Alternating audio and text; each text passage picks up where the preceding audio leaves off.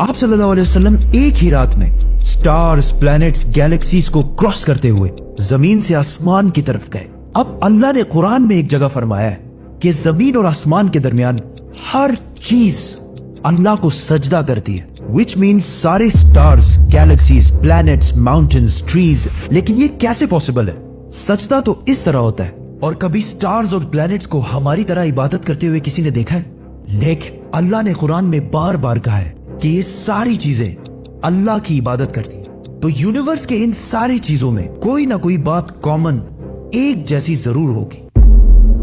आज से बहुत साल पहले पूरी दुनिया का ये ख्याल था कि जमीन, अर्थ ही दुनिया का सेंटर है और जमीन तो साकिन है बेटा, जमीन रोटेट करती ही नहीं है, जमीन गर्दिश नहीं करती। लेकिन आज से 400 साल पहले गैलीलियो, जो एक इटालियन साइंटिस्ट थे, उसने दो लेंसेज को अलाइन करके रखा तो उसे पता चला कि ऐसे करने से दूर की चीजों को करीब से देखा जा सकता है। छोटे लेवल पर टेलीस्कोप्स दुनिया में पहले भी मौजूद थे, लेकिन इन्हें सिर्फ फौजी और समंदरी सफरों में यूज किया जाता था। लेकिन गैलीलियो ने इसी टेलीस्कोप को इम्प्रूव करके इंसानों की तारीख में पहली दफा इसका रुख आसमान की तरफ किया, जिससे उसने दुनिया से पहली बार सूरज और चांद को बिल्कुल करीब से देखा। और गैलीलियो ने इन सारों की मूवमेंट को ऑब्जर्व करना शुरू किया। 1300 दुनियाओं को अगर मिला लिया जाए, इससे एक जुपिटर बनता है। गैलीलियो ने देखा कि ये भी बाकी प्लैनेट्स की तरह गोल है, लेकिन जुपिटर के ऊपर जो लाइट है वो महीने के डिफरेंट दिनों में बिल्कुल बदल रही है। और उसने देखा कि वीनस और सैटर्न का भी यही हाल है। अब ये सब कुछ तभी पॉसिबल था कि अगर ये सारी चीजें सूरज के गिर्द घूम रही हो, दुनिया के नहीं। गैलीलियो ने ये बातें पूरी दुनिया को बताई कि यूनिवर्स का सेंटर दुनिया नहीं बल्कि सूरज है। लेकिन इस बात को सुनकर यूरोप के सारे चर्चेस उसके दुश्मन बन गए, क्योंकि उस जमाने के पोप का ये ख्याल था कि जमीन ही यूनिवर्स का सेंटर है। और सिर्फ पोप का नहीं, पूरी दुनिया का ये ख्याल, जमीन तो साकिन है। जिसकी वजह से गैलीलियो को चर्च से ये सजा मिली कि वो हमेशा के लिए घर में बंद कर दिया जाएगा। लेकिन गैलीलियो ने अपना काम जारी रखा और उसकी इन रिसर्चेस को बाद में पूरी दुनिया ने माना। इवन पोप ने भी गैलीलियो के मरने के 350 साल बाद पूरी दुनिया के सामने उससे माफी मांगी और कहा कि हम गलत थे और आप सही थे।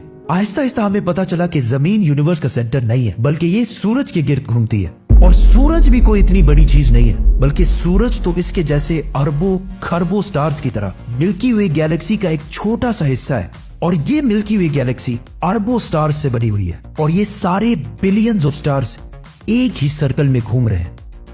हम तो सूरज के गिर्द घूम रहे हैं, तो सूरज जैसे अरबों खरबों स्टार्स मिलकर किसके गिर्द घूम रहे हैं? Super massive black hole. Have a supermassive black hole at their center.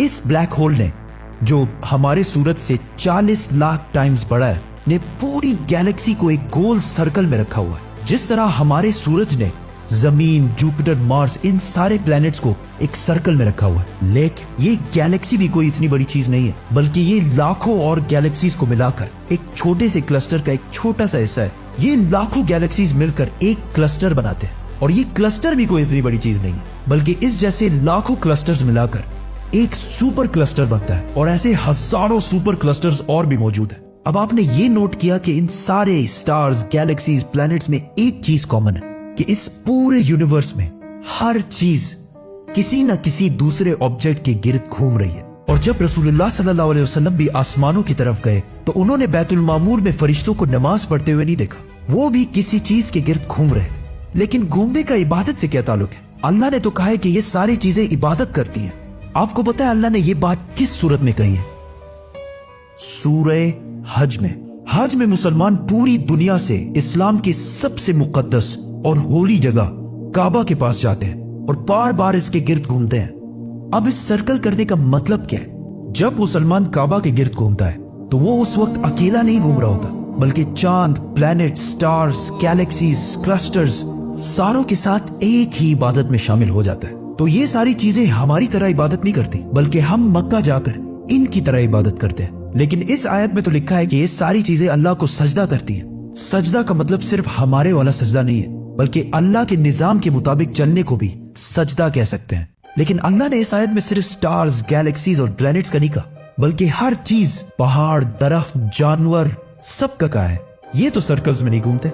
आज से हजारों साल पहले एंशियंट ग्रीस में ये कॉन्सेप्ट बना कि कायनात की हर चीज एक बहुत ही छोटे पार्टिकल एटम से बनी हुई है, जिसको फिर 2000 साल तक पूरी दुनिया भूल गई। लेकिन आज से 200 साल पहले इस कॉन्सेप्ट पर रिसर्च दोबारा शुरू हुई और साइंसदानों की रिसर्च से पता चला कि एटम सबसे छोटा पार्टिकल नहीं है, बल्कि इसके अंदर और भी पार्टिकल्स हैं, जैसे प्रोटॉन्स, न्यूट्रॉन्स, इलेक्ट्रॉन्स। प्रोटॉन्स और न्यूट्रॉन्स हमेशा एटम के सेंटर में होते हैं और इलेक्ट्रॉन्स हमेशा इनके गिर्द घूम रहे होते हैं, ऑलमोस्ट बिल्कुल उसी तरह जिस तरह प्लैनेट सूरज के गिर्द घूमते हैं और स्टार्स ब्लैक होल के गिर्द घूमते हैं। जिसका मतलब है कि कायनात की हर चीज चाहते या ना चाहते हुए किसी ना किसी चीज का तवाफ कर रही है। और जब कोई मुसलमान काबा का तवाफ करने जाता है तो वो कायनात की हर छोटी से छोटी चीज, जैसे एटम के अंदर इलेक्ट्रॉन से लेकर कायनात के सबसे बड़े ऑब्जेक्ट्स, प्लैनेट्स, स्टार्स, गैलेक्सीज और इवन बैतुल मामूर में फरिश्तों के साथ एक ही इबादत में शामिल हो जाते हैं। हो सकता है इसीलिए इस्लाम में तवाफ करना सबसे बड़ी इबादत है। तो जब सूरह हज में अल्लाह ने फरमाया कि ये सारी चीजें मेरी इबादत करती हैं, तो ये हमारी तरह इबादत नहीं करती, बल्कि हम मक्का में काबा का तवाफ करके इनकी तरह अल्लाह की इबादत करते हैं। लेकिन इन सारी चीजों का तवाफ करने का एक फिक्स टाइम है और जैसे ही ये टाइम पूरा होगा तब हर शख्स मालूम कर लेगा कि वो क्या लेकर आया है।